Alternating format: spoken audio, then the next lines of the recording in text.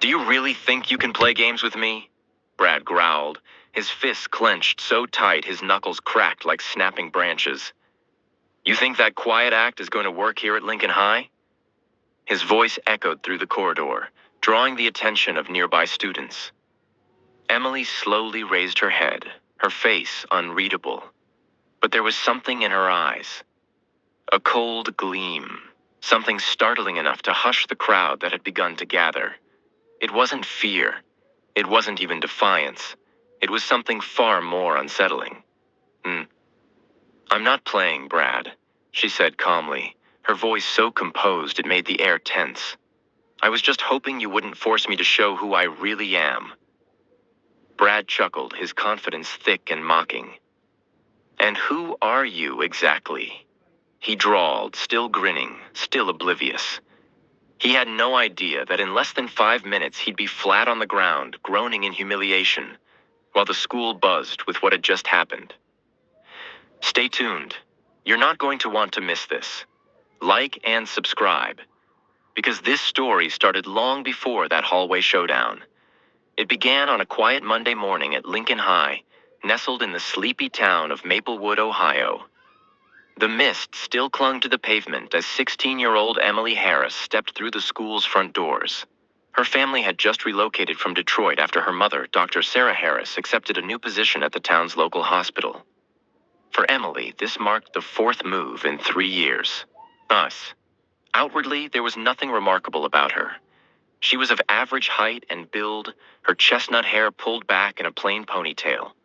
Her jeans were unremarkable, her sweatshirt dull, and she moved through the school like someone trying very hard not to be seen. She answered teachers politely, kept her head down, and never spoke unless spoken to. Just a quiet new girl. But appearances lied. What no one at Lincoln High knew, what would have stunned the entire school, was that Emily Harris was the reigning junior state champion of Michigan in mixed martial arts. For 4 years, she'd trained at one of Detroit's toughest gyms, going toe-to-toe with seasoned fighters. Her left hook could crack ribs. Her grappling technique had left grown men tapping out. Coaches had praised her discipline, her precision, her silent strength. But none of that mattered now. Let's start fresh, sweetheart, her mother had pleaded during the move. People react differently when they find out what you can do. Let's just be a normal family this time. Emily had agreed, reluctantly. Deep inside, though, something inside her simmered. In Detroit, people respected her because they knew not to push her. In Maplewood, she was a stranger with no reputation, and predators liked it that way. The trouble began on day 1, lunchtime. Emily sat alone at a corner table in the cafeteria, picking at her sandwich, when a shadow fell across her tray. A tall, broad-shouldered boy dropped into the seat across from her. He had a close-cropped haircut and a swaggering smirk. 2 others flanked him, one short and wiry with constant squinting eyes, the other taller with a perpetual smug grin. Hey, new girl, the leader barked. I'm Brad Thompson. This is my school, my rules. He gestured to his lackeys. Kyle and Jake. Emily looked up, offering a polite, neutral nod. Nice to meet you. I'm Emily. Emily, Brad repeated, chewing on the name like it tasted off.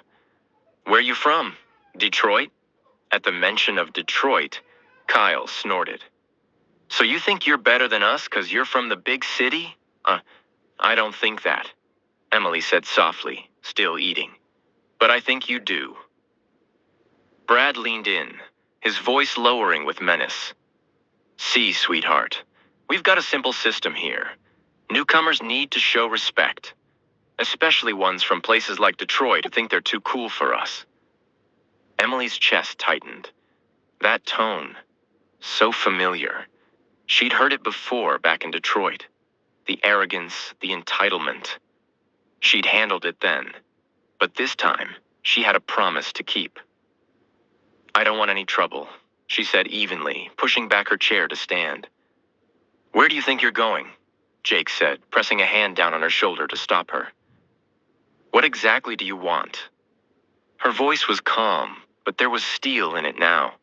Still, none of them noticed. Just a little respect, Brad sneered. Say, $5 a day for protection. You know how it is. In a new school, all sorts of things can happen to a lonely girl. Emily studied their faces one by one. Brad, so sure she wouldn't fight back. Kyle, grinning, eyes gleaming with amusement. Jake, waiting for her to fold.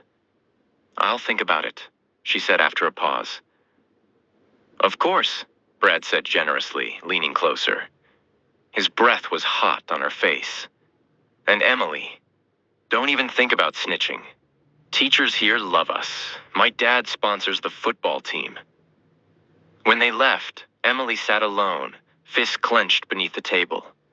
She could have ended it. One punch, one move, and Brad would have been in the nurse's office by now. But she hadn't. Not yet. She walked home that afternoon, her mind swirling. $5 a day, $150 a month, over $1,000 for the year, and that was just the start. She knew how boys like Brad worked. Once you gave in, they never stopped. At home, the scent of dinner filled the air. Her mother looked up from the stove and smiled. Dr. Sarah Harris looked exhausted after her first shift, but still made time for her daughter. How was school, sweetheart? It was fine, Emily lied, forcing a smile. Just a normal first day. Make any friends? Too soon to tell. Her mother studied her carefully. Over the years, they'd learned to read each other in silence. Sarah knew something was off. If there's a problem, it's okay, Mom, really. But that night, Emily couldn't sleep. She lay in bed, staring at the ceiling. Brad's sneer vivid in her mind. In Detroit, she would have ended this in the hallway, no second thoughts. But here she was trying to be normal, and it was already costing her. The next morning, Tuesday, things escalated. Emily had barely stepped through the school doors when Brad and his friends intercepted her at the stairwell. Well, Brad asked, have you thought it over? I'm not paying you, Emily said, her voice unwavering. Brad's smile faded. What did you say? I said no. A long pause. The tension in the hallway thickened. Brad laughed, but there was no humor in it. You know what, sweetheart? I hoped you'd be smart about this. What happened next was like a waking nightmare. Brad and his crew declared open season on Emily. Between classes, they found new ways to torment her. In first period chemistry, Kyle accidentally shoved her, sending her notes sprawling across the floor. When she bent to gather them, he stepped on her notebook with a muddy boot. Oops, he smirked. Sorry about that. Between second and third periods, Jake slammed her into a locker wall hard enough to make her shoulder throb. She gritted her teeth and said nothing.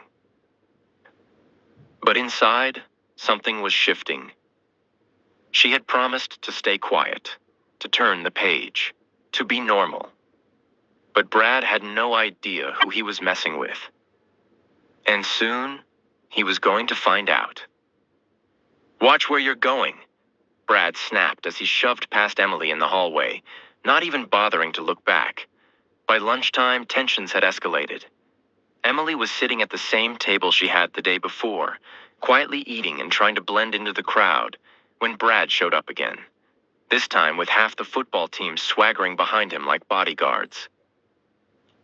Word has it, Brad announced loudly, ensuring everyone within earshot turned to listen, that the new girl thinks she's too good for our traditions, doesn't want to respect the rules, thinks she's better than the rest of us.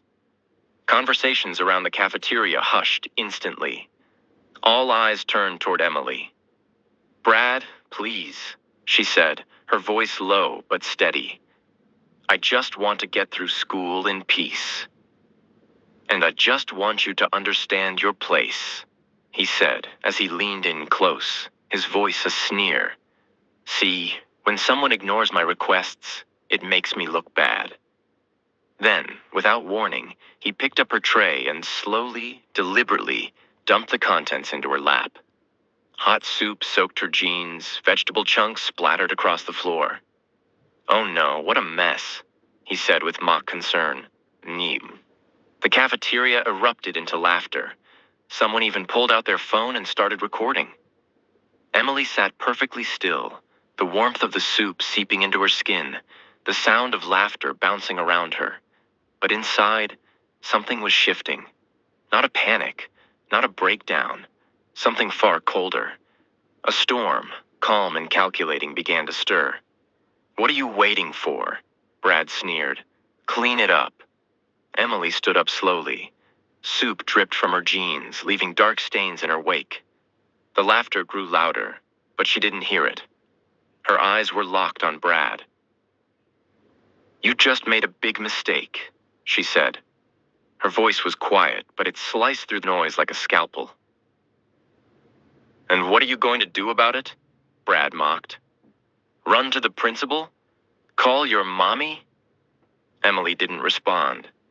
She picked up her backpack and walked out of the cafeteria, leaving behind puddles of soup and cruel laughter. In the bathroom, she tried to scrub out the stains, but it was futile. Her hands trembled, not from fear, but from the rage she was barely containing. 4 years of disciplined training had taught her how to control herself, how to focus her energy. But today, that control was slipping. She pulled out her phone and dialed a number she hadn't called in months. "Master Johnson, this is Emily Harris." "Emily, how's the new school treating you?" "Not so great. I've got a problem with some local bullies." There was a long pause. Master Johnson had trained her since she was a scrawny, frightened 12-year-old who'd first stepped into his Detroit gym, desperate to learn how to defend herself from the high schoolers who once cornered her. "Tell me everything," he said. Emily gave him a rundown of the day's events. When she finished, there was another pause. "Listen to me carefully," he said. "I know your mom wanted you to keep your skills hidden, and that was smart. But sometimes, secrets can become dangerous." What do you mean?" "If you keep letting them push you, they'll only push harder. Boys like that, only strength makes them stop. But if you act, do it smart. Not at school, no witnesses, and don't cause any real harm." "I remember your lessons." "Good. Just remember this too. You have every right to defend yourself." Emily didn't say anything else. The rest of the day, she moved through her classes like a ghost, her mind racing. By the final bell, she'd made up her mind. After school, she lingered in the library under the pretense of studying, waiting for most students to clear out. She wasn't avoiding Brad. She was planning the moment. Around 4 p.m., she stepped outside. The parking lot was nearly empty, just a few teacher vehicles and upperclassmen's cars left. She knew Brad stayed late for football practice. She made her way to the athletic building and peeked through the window. Practice was wrapping up. Players were laughing, tired, peeling off their pads. She waited another 30 minutes. Then she saw him, Brad, walking out alone, his duffel bag slung over one shoulder. His teammates had already gone. "Brad?" she called out. He turned, surprised, then grinned. "Well, look who's here. Soup Girl back for seconds?" Emily stepped closer, the late afternoon light casting long shadows across the lot. "I need to talk to you." "About what?" he asked, folding his arms with an air of invincibility. "Today, in the cafeteria, I thought it was hilarious. For you, maybe. Not for me." Brad stepped forward, towering over her. At 6'3", he dwarfed Emily's 5'2" frame. "Listen, little girl, I tried to be nice, gave you a choice, pay the $5 and live in peace, but you wanted to be brave. So now it's going to be the hard way. Tomorrow everyone's going to know you're just a loser from Detroit. I'll post the video, start a hashtag. #SoupGirl. It'll be perfect." Emily's eyes flickered. Brad mistook it for fear. You scared? Too late, sweetheart. Should have thought of that before," he smirked. You know, Brad, she said, her voice calm and clear. I have a proposition. A proposition? You're not in a position to offer anything. One-on-one, right here, right now. No rules. If you win, I'll pay you $10 a day, not 5. I'll follow your rules. But if I win, you leave me alone. Forever. And you apologize in front of the whole school. Brad laughed, genuinely amused. You want to fight me? I've been playing football since I was 10. My coach is a former NFL lineman. I bench 300 pounds. And you? You look like a stiff breeze would blow you away. Then you've got nothing to be afraid of. Something in her tone made Brad pause. Emily stood still, hands relaxed at her sides. But there was something different in her posture now. A quiet, coiled certainty. All right, he said finally. But no rules. Anything goes. Anything goes, she echoed. They moved to the center of the lot. No cars nearby. A clean stretch of asphalt under the setting sun. Brad stripped off his hoodie, revealing thick, powerful muscles hardened by years of training. Emily shrugged off her jacket, revealing a simple t-shirt and lithe arms. Last chance to back out? Brad offered, still smug. Oh, thanks, but no. Your funeral. Brad lunged, aiming to end it with one brutal punch. He threw a right hook with enough force to shatter bone. But in a blink, Emily shifted. She stepped just outside the arc of his punch, her forearm rising to deflect it with surgical precision. Before he could recover, her left hand shot out and slammed into his solar plexus. The punch was short, controlled, but devastating. Brad's entire body folded. He staggered back, gasping, eyes wide as his diaphragm seized up, his breath locked inside him. What the hell? He wheezed, collapsing to his knees. Emily stood over him without a hint of exertion. First rule of fighting, she said, her voice soft. Never underestimate your opponent. Brad tried to stand, but his legs buckled. The precision of her strike left him winded but intact. She hadn't hurt him, yet. You box? He gasped. Not boxing, Emily said as she knelt to meet his eyes. Mixed martial arts. 4 years, Michigan State junior champion. 23 fights, 21 wins. Brad's eyes widened in disbelief. But the best part? She added. That wasn't even a tenth of my strength. If I'd gone full force, that punch would have cracked your ribs and hit your spine. She stood, backing a few steps away. I moved here to live a normal life. I'm tired of people being afraid of me. My mom asked me to hide what I know. I agreed. I just wanted to be another student. Brad, trembling, finally stood, clutching his gut. He looked at her differently now, not with contempt, but with awe. But you didn't give me that chance, she said, her voice turning colder. You saw me as an easy target. You were wrong. I didn't know, he stammered. Of course you didn't, but now you do, so here's your choice. She stepped closer. Keep your word, apologize in front of everyone, and leave me and everyone else alone. Or I'll make sure there's a second round, with witnesses, on video. Let's see how your teammates react to that.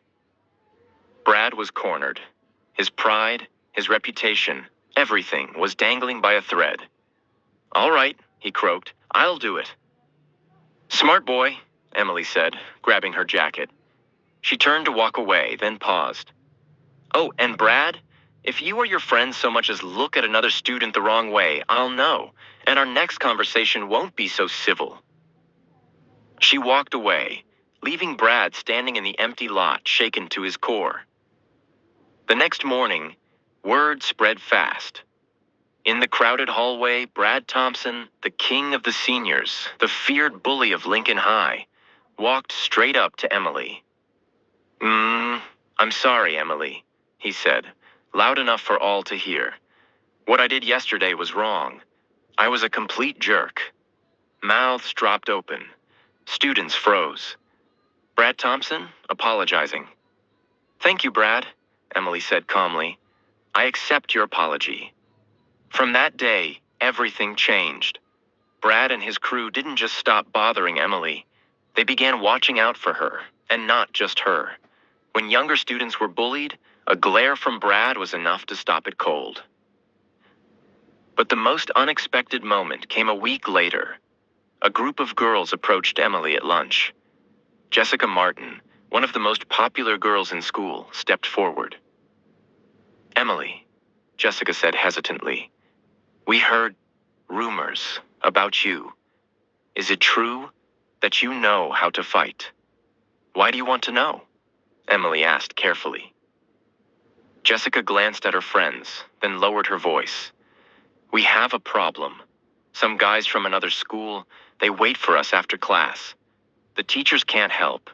If we tell our parents, we'll just get grounded, but they're getting bolder." Emily studied their faces. She saw fear, but also hope. "Tell me more," she said. And just like that, the storm inside her found a new direction.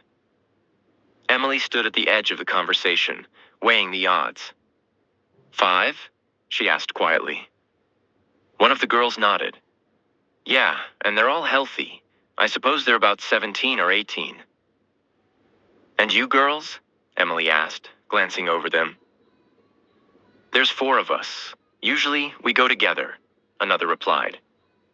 Emily mulled it over. 5 against 1 wasn't ideal, not even for someone with her training. But the girls needed help, and the truth was, the teachers and parents couldn't do much about the kind of intimidation they were facing. After a long pause, she gave a quiet nod. "All right," she said. "After school today, go to the bus stop like usual. I'll be there." Jessica, standing just a bit behind the others, looked at her with a tremor in her voice. "What are you going to do?"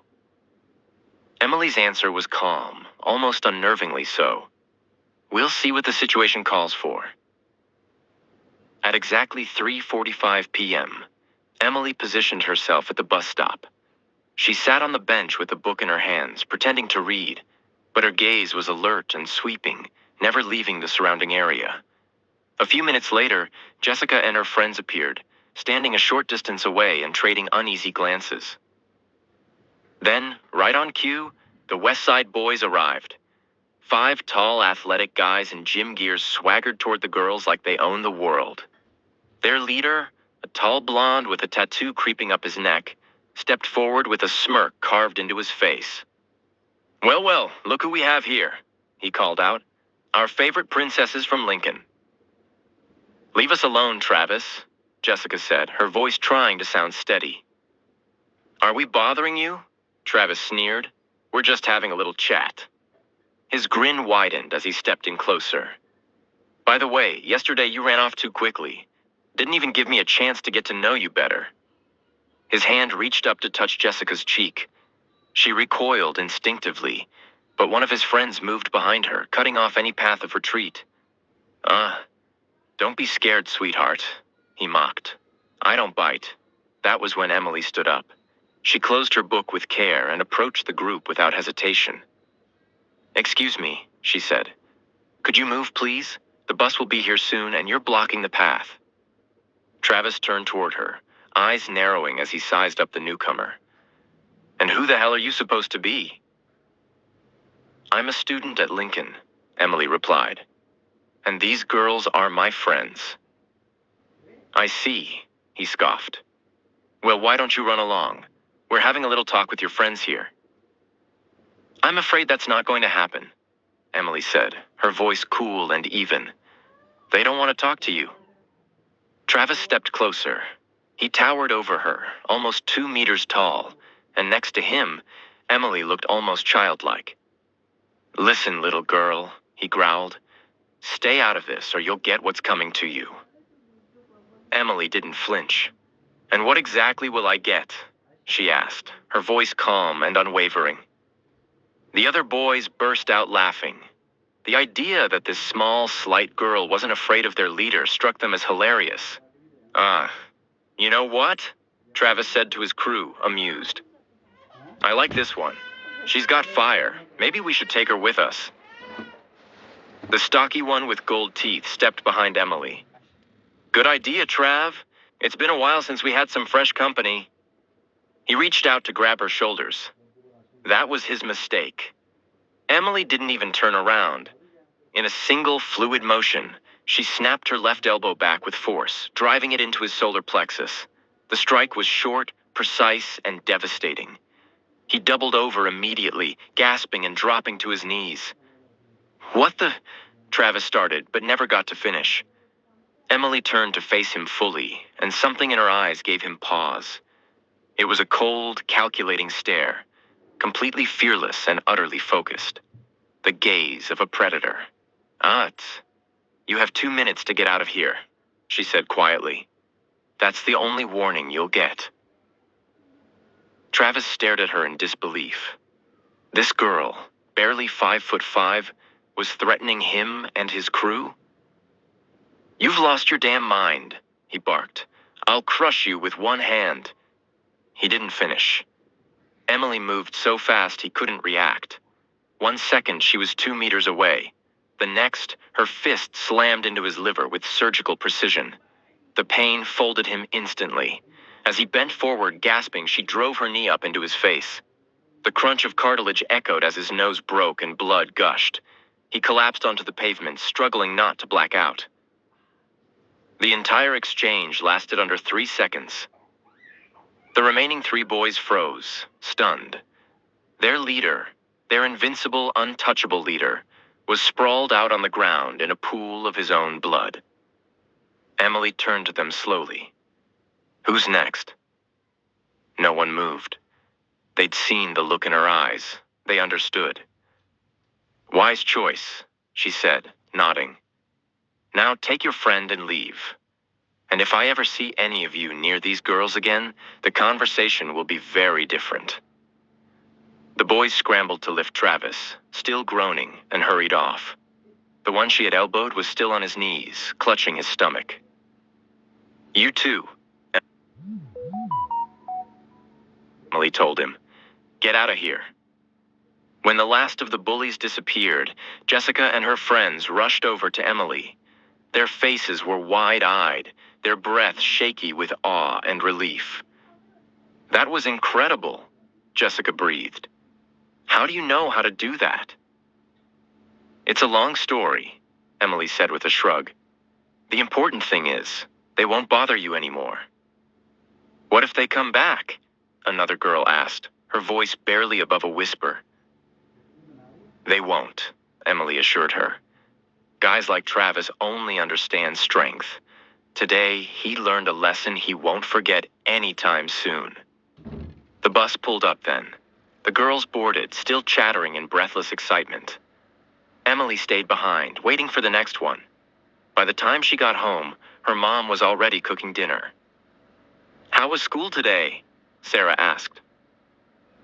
Better, Emily said, and this time her smile came easily. Much better.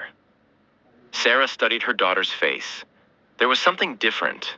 The tightness in her shoulders, the guard tension she'd carried since moving here. It was gone. Did you make some new friends? She asked carefully. Yeah, Emily said.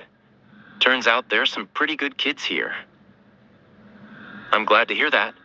Upstairs in her room, Emily opened her textbook, but her mind wandered. Today had changed everything. She didn't have to pretend anymore. She could be herself. The next morning, the story had already made its rounds. Everyone at school had heard about what happened at the bus stop. The tale grew with every retelling. But one thing remained constant. The new girl from Detroit had taken down 5 West Side seniors by herself. Students from every grade came up to Emily. Some offered shy hellos, others asked for advice on standing up for themselves. A few girls timidly asked if she could show them some self-defense techniques. Of course, Emily said. I think that would be really useful. She arranged with the wrestling coach to use the gym after school. Within a week, her class had nearly 20 students. Mostly girls, a few boys. She taught them how to hold their hands, how to break free from a grab, where to strike, and most importantly, how to stay calm. Strength doesn't win fights, she told them. Technique does, control does, and remember. She paused to look them in the eyes. The best fight is the one you avoid. But if you can't avoid it, you strike first, you strike hard, and you finish it quickly. The classes exploded in popularity. Even teachers took interest. One afternoon, Principal Anderson called Emily into his office. "Emily," he said, "what you're doing is important. These days, kids need to know how to protect themselves." "Thank you, Mr. Anderson," she replied. "I spoke to your mother. She told me a little about what you accomplished in Detroit. Why keep your skills secret?" Emily hesitated. "I thought it would be easier," she admitted. "I thought I could just live a normal life." "And how's that working out?" he asked with a knowing smile. "You know what I realized?" she said softly. "Hiding who you really are isn't living. It's just existing. Real life starts when you stop being afraid to be yourself." "Wise words," Mr. Anderson said, "especially for a 16-year-old. "I had to grow up fast," she answered simply. A month later, a well-known mixed martial arts federation visited town to host an exhibition. It was held at the sports center, and most of Lincoln High showed up. Emily hadn't planned to compete, just to watch with Jessica and the others. But when the announcers offered an open ring for sparring, students began chanting her name. "Emily, Emily, Emily!" Mike Rotner, a former pro fighter helping organize the event, raised an eyebrow. "What's going on?" he asked. "They want her to fight," someone explained. "They say she's a state champ." "How old is she?" 16. Rotner frowned. Too young for a real fight, but maybe a light spar. He stepped forward. "So where's this champion?" Jessica nudged Emily forward. "Here." Rotner gave her a once-over. Small, modest clothes, quiet eyes. She didn't look like a fighter. "You really a state champ?" "I was," Emily said. "Michigan, 57 kilos. All right, we've got someone close to your weight. Just light sparring, no headshots, you'll wear gear." Emily glanced at her classmates. She saw hope in their faces, excitement, pride. She nodded. All right. Moments later, she was in the ring. Her opponent, Kelly Rose, a rising pro, 20 years old, undefeated in 4 fights. "Don't worry, kid," Kelly said, adjusting her gloves. "This is just an exhibition." Emily nodded silently. The lights, the sweat, the noise, it felt like home. Oh, the bell rang. Kelly tested her with a few jabs. Emily blocked, dodged. Then Kelly launched a full combo, left jab, right cross, roundhouse kick. Emily slipped the punches, caught the kick, and swept Kelly's legs out. The crowd gasped as Kelly hit the mat. Emily followed. Kelly tried to grapple, but Emily transitioned fast. Lock, shift, choke. Kelly tapped out. The gym erupted. Students screamed. Emily had just submitted a pro fighter. Rotner approached, impressed. "Where'd you train?" "Detroit, Master Johnson's gym." "I know Johnson, great coach." He paused. "You ever think about going pro? You've got it." Emily looked at her classmates, then at her mom in the stands, beaming with pride. "Thanks," she said, "but right now I just want to be a high school student. There's more important work here." Emily's legend spread far beyond the school. Local papers wrote about her. A regional TV channel ran a feature. But for her, what mattered most wasn't fame. It was finding her place. She wasn't the new girl anymore. She was a leader. Her self-defense classes drew over 50 students. Girls stood taller. Boys treated her with real respect. Even Brad Thompson changed. One day after class, he approached her awkwardly. "You know," he said, scratching the back of his neck, "I just wanted to say thanks." "For what?" she asked. "For stopping me that day," he said. "I was a real jerk." Emily just smiled, a quiet, knowing smile. In the weeks that followed, Emily found herself navigating a very different life than the one she had imagined when she first moved to Lincoln High. What started as a quiet desire to stay under the radar had transformed into a powerful legacy of courage and compassion. But Emily knew she couldn't rest on past victories. Every day brought new challenges, more students seeking guidance, more emails from strangers reaching out for support, and more invitations from community groups asking her to speak. Emily took it all in stride. She wasn't chasing fame. She just wanted to make a difference. And she was. By mid-spring, Emily's self-defense classes had expanded to 2 sessions a day, one before school and one after. The gym was always full. Some kids came to learn how to protect themselves. Others came just to be around someone who made them feel safe, heard, and understood. Emily treated each of them with the same patience and respect, no matter their skill level or background. She often stayed late after sessions, helping the shy ones one-on-one, showing them not just how to punch or block, but how to carry themselves with dignity. You don't win by hurting people, she reminded them. You win by walking away proud of who you are. Her presence began changing the school's culture on a deeper level. The lunchroom no longer had cool kid tables and loser corners.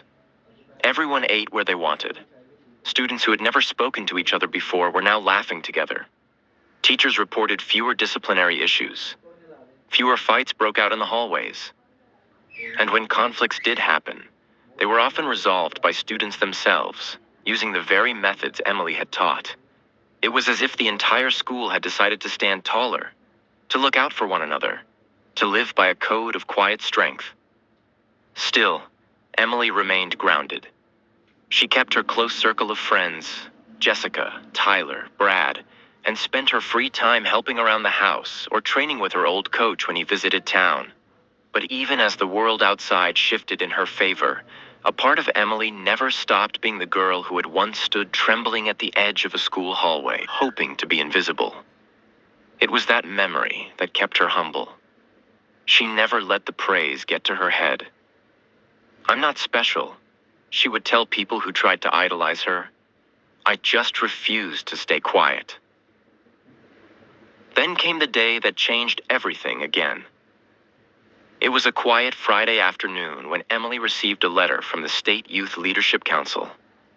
She opened it on the porch while her mother watered the plants.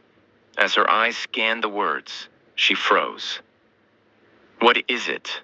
her mother asked, concerned. Emily swallowed. "They've invited me to speak at the state conference, as the keynote speaker." Her mother's eyes widened. "That's incredible." Emily felt a nervous flutter in her stomach. "I'm not sure I'm ready for something like that." Her mother smiled, stepping closer. "You weren't ready to take down a bully at the bus stop either, but you did, and you did it with grace." The conference was held in the Capitol, with hundreds of students, educators, and leaders in attendance. Emily wore a simple navy blazer and stood behind the podium with quiet confidence. The room went silent as she began to speak. "When I first came to Lincoln High," she said, "I didn't want to stand out. I thought being invisible would protect me. But silence doesn't protect anyone. Not really. Not the victims, and not the bystanders." She went on to tell her story, from the moment at the bus stop to the courtroom and the decision to teach others instead of retreat into anonymity. She spoke with honesty, not drama. Her voice carried not just the weight of what she had endured, but the strength of what she had chosen to become. "We all have strength," she concluded. "But strength without compassion becomes power, and power without responsibility becomes danger. Our job isn't just to be strong, it's to be good." The applause was thunderous. People stood. Some had tears in their eyes. Afterward, attendees lined up just to shake her hand, to thank her, to ask for advice. Emily answered every question with calm sincerity, offering what she could, promising to stay in touch. The media picked up the story again, but this time the coverage was different. It wasn't about controversy or courtroom drama. It was about leadership. News anchors called her the voice of a generation, while editorials described her as a quiet force for good in a noisy world. Colleges began to take notice. Athletic programs offered scholarships. Nonprofits reached out with offers of collaboration. But Emily never let the excitement pull her away from what mattered. "I'm still just Emily," she said to her classmates one day during morning announcements. "We all have the same potential. The only difference is who's willing to step forward first." That spring, she organized the school's first Unity Day. It featured student performances, panels on empathy and leadership, and self-defense demonstrations. It wasn't just a feel-good event. It was a declaration. This is who we are now. The whole town came out. Parents mingled with teachers, kids played in the fields, and people who had once avoided each other were now talking, laughing, connecting. Emily didn't give speeches that day. She just watched from the sidelines, smiling as others took the spotlight. She saw a shy freshman girl teaching a younger boy how to block a kick. She saw Brad explaining conflict resolution techniques to a group of middle schoolers. She saw her classmates standing not just tall, but together. As summer approached, Emily's future seemed wide open, but her goals remained steady. She wasn't looking to cash in on her fame or fast-track a career. Her dream was simpler, but no less ambitious: to become a coach who changed lives, one student at a time. When graduation came, Emily stood on stage as valedictorian. Her speech was heartfelt, grounded in the same principles that had guided her through every challenge. "There's no shame in being afraid," she told her peers. "Courage isn't the absence of fear. It's choosing to act anyway. We all face moments when we feel small or overwhelmed. But don't let those moments define you. Let how you respond define you. That's what matters." The audience rose in applause, not out of obligation, but from genuine admiration. They weren't just clapping for a student. They were clapping for a leader, a protector, a symbol of what one person's courage could inspire in an entire community. Emily walked off that stage not as someone leaving behind high school, but as someone stepping into her calling. And though the road ahead was uncertain, Emily knew exactly who she was. Not just a fighter, not just a leader, but someone who had found her strength and who would spend her life helping others find theirs. One letter touched Emily more deeply than the rest. It came from a 14-year-old girl in Texas. "Dear Emily," it began, "my name is Maria. I want to tell you my story." Emily read on, captivated. "I've always been chubby and awkward. At school, they teased me all the time. I would cry and run away. But after I read about you, I decided to sign up for karate. At first, it was really hard. I wanted to quit, but I didn't. I kept trying. And then, last week, something amazing happened. Some older boys tried to tease me again, but this time, I didn't cry. I looked them straight in the eyes and said, 'Leave me alone.' And you know what? They did. Thank you for showing me that anyone can be strong. Your grateful fan, Maria." As Emily folded the letter, her heart swelled. It was in moments like these that she knew, truly knew, she had found her calling. She didn't just want to be strong for herself. She wanted to help others find that strength within themselves, to teach kids not to be afraid to be who they were. 6 more months passed. Emily, now in her final year of high school, was preparing to apply to college. She had made her choice: psychology with a specialization in sports medicine. Her dream was to become a sports psychologist and work with young athletes, helping them build both mental and physical resilience. But fate wasn't quite finished with her yet. And one evening, as she walked home after her usual training session, a man stepped out from the shadows. The streetlights caught the sway in his step, the angry tension in his stance. Emily immediately sensed danger. His voice slurred, but full of venom as he approached. "So, you're the little brat who messed up my son?" Emily's instincts fired. She knew exactly who he was. Mr. Miller, the father of Travis Miller, The same Travis who was now serving time in juvenile detention for his crimes. The resemblance was unmistakable, and the rage in his eyes told her everything she needed to know. Mr. Miller, Emily said, moving cautiously toward a better lit area of the street, her voice steady. Your son made his own choices. He's responsible for what happened. My boy was a good kid until he met you. He sneered, stepping closer, his fists clenched. The alcohol was strong on his breath, and though he was large, easily over 2 meters tall and more than 100 kilos, his movements were sluggish, unbalanced. Calm down, she said firmly. Leave now before I call the police. Police?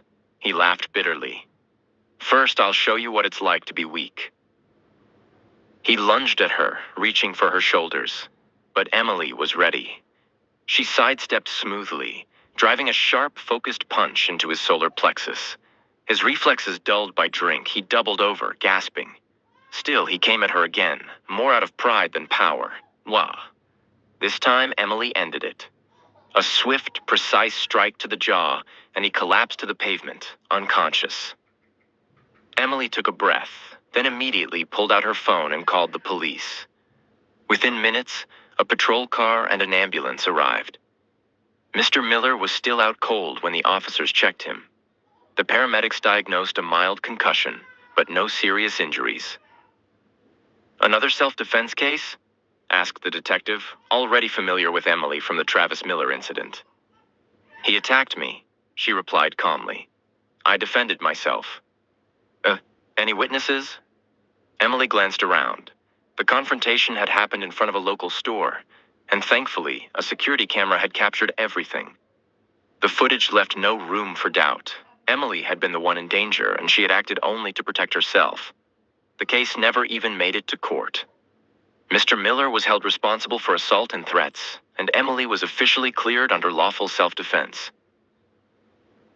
Still, the incident weighed on her. That evening at dinner, Emily stirred her food in silence before looking up at her mother. Mom, I think we need to have a serious talk. Sarah set down her fork and looked at her daughter with concern. About what, sweetheart? About what happened today, Emily said quietly, and about what might happen in the future. She shared everything, her fears, her thoughts, her growing realization that her reputation, while inspiring to many, could also attract people who wanted to challenge her or get revenge.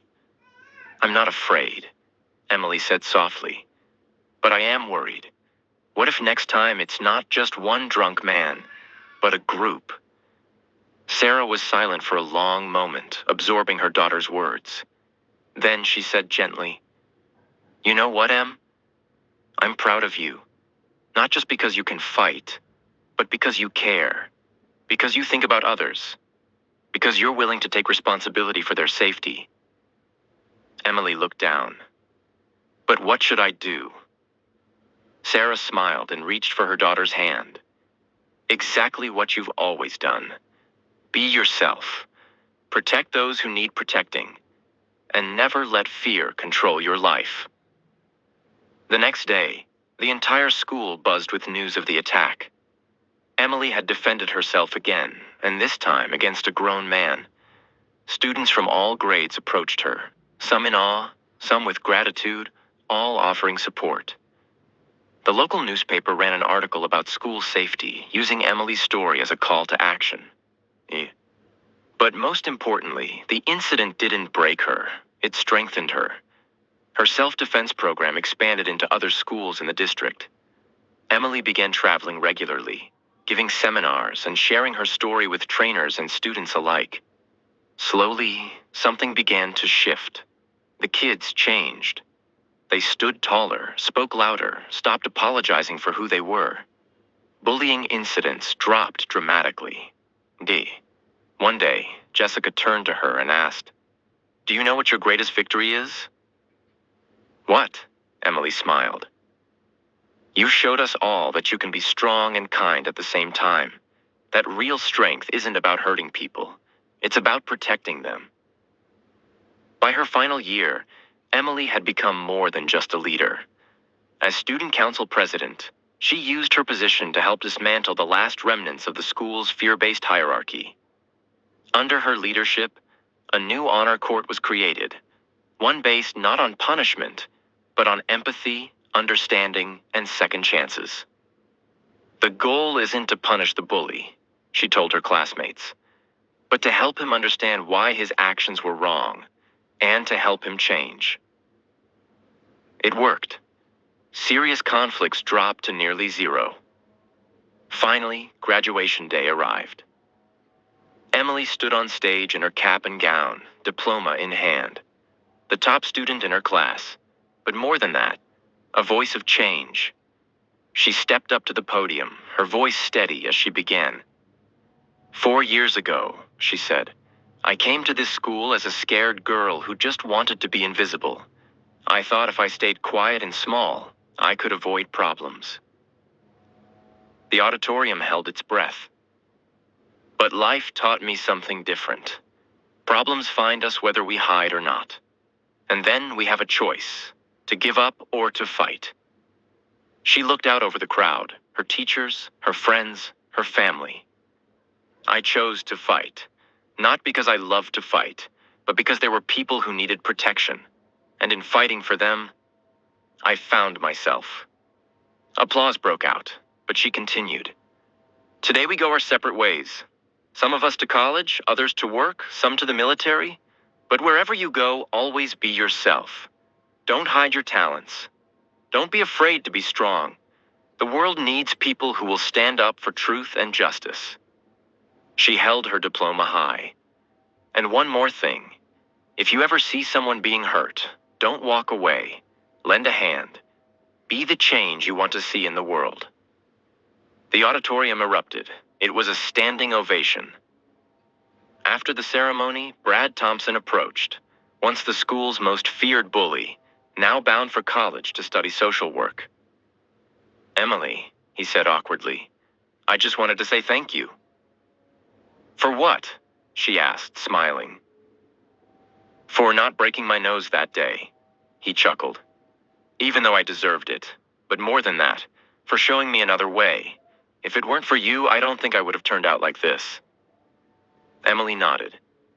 We all make mistakes. The important thing is learning from them. You know, Brad said thoughtfully, maybe everything happens for a reason. Maybe you came to our school because we needed you. That night, as Emily packed for college, Chicago or maybe New York, she still hadn't decided. She looked around her room one last time. 4 years at Lincoln High had taught her the most important lesson. It doesn't matter where you are or what you're facing. What matters is who you are inside. Her mother peeked in. How are you feeling, sweetheart? Good, Emily said with a soft smile. I'm thinking about the future. And what do you see? I see a lot of work, a lot of kids who need help, and a lot of chances to make the world better. I'm proud of you, Sarah whispered. And I'm proud you're my mom, Emily replied, hugging her tight. Thank you for always believing in me. The next morning, half the town came to see her off. At the station, students, teachers, neighbors, and friends stood together to say goodbye. Don't forget us, Jessica said through tears. How could I? Emily smiled. You'll always be in my heart. As the train pulled away, Emily watched the town she had come to love fade into the distance. This place, once unfamiliar, had become the crucible in which she discovered her true self. But ahead lay a new chapter, and Emily was ready. In college, she studied psychology and coached the university's martial arts team. She ran self-defense workshops for female students and mentored younger peers. The story of the girl who changed her school spread far and wide. Books were written, documentaries filmed. But for Emily, it was only the beginning. After college, she spent several years working in youth centers, learning everything she could. Then, at 26, she opened her own leadership development center. It started small, A single office, a few students, but grew rapidly. Teenagers came from neighboring towns. Kids who had been bullied, kids who were afraid, kids who wanted to be better. Each of you, Emily told them, was born for something great. Don't let anyone tell you otherwise. Be yourself. Fight for what's right, and never give up. Her center became one of the most respected in the region. Many of her students went on to start similar programs in their own communities. Slowly, a network of young leaders grew. Emily became a statewide expert on fighting school bullying. She spoke at conferences, advised school boards, and helped design national programs. But she never forgot where it all began. Every year on graduation day, she returned to Maplewood. She visited friends, ran workshops at Lincoln High, and spoke to new students. In an interview on her 30th birthday, she said, "I used to think moving to that small town was the end of everything. But it turned out to be the beginning. Because in that town, Emily found who she was meant to be." Years passed. Emily became not just a coach or a psychologist, but a beacon. A symbol to thousands that anyone can change their life and the lives of others, if they only find the courage to be themselves. In Lincoln High's gym, there's a framed photo of a girl with determined eyes.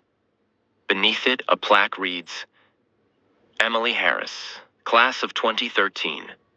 She taught us that true strength lies in the willingness to protect others." And every new student who sees that photograph learns the story of the girl who changed an entire world and understands the most important lesson of all. Each of us can be a hero. All it takes is the courage to take that first step. The story ended just where it was meant to. Not with loud fanfare, but with a quiet, unshakable truth that the world is better when someone dares not to hide, but to shine.